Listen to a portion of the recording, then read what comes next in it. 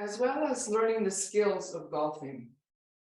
To become a more competent golfer and to enjoy your game more, your body needs to be able to manage that activity optimally.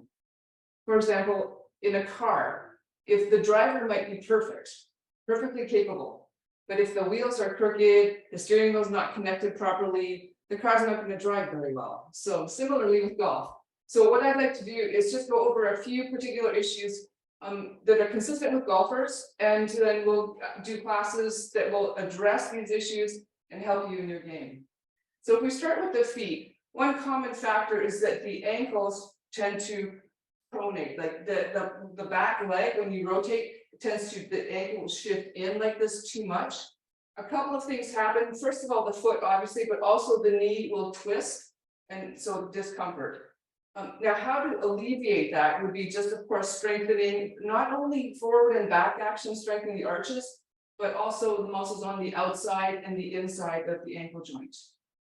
And when the ankle pronates, if the ankle drops, then naturally there's going to be too much torque, which will cause slicing of the ball. Okay, so next, knees. If you fix your ankles, your knees are already partly better. The next area, let's go over the hips. So hips are often either stiff, too tight, or too loose. So if they're too loose, then there'll be too much torquing again through the hips, which will cause over-rotation. And over-rotation into the lower back, which would lead to back problems. Another issue is hips too stiff. So if the hips are too stiff, well, something else has to rotate. So what will happen? Well, we'll twist the knee or twist my back or over-rotate the shoulders. And so we need to address the hip, not only mobility, like release the hips so they're not too tight, but make sure they rotate correctly in the hip socket.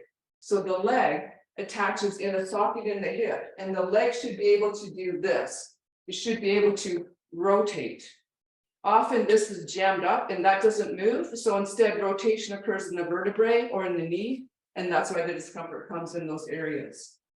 So what that refers to is here, the hip, the socket of the hip, the leg attaches here in the hip socket, and you need to be able to do this action where the rotation is the leg. And, oh, sorry for the view here. So the view is the hip here, the leg is rotating in the hip socket as opposed to twisting the waist. I hope you can see that clearly. Many golfers, if you fix that, your knees are going to be better, your back's better, and you'll be really enjoying your game. Now, the upper back, shoulder blades, rotator cuff, of course, they're all interconnected. Common factor here is elevation of the scapula. Scapula are shoulder blades. The shoulder blades, when you're golfing, the shoulder girdle, the shoulder blade should be able to smoothly glide in a rotational pattern. Often what happens when golfers set up is the shoulder blades elevate. And if you just take the stance with me, it's like so evident. So you're in your golf stance and just lift the shoulder blades up and try to move your arms. You can't, everything is stuck.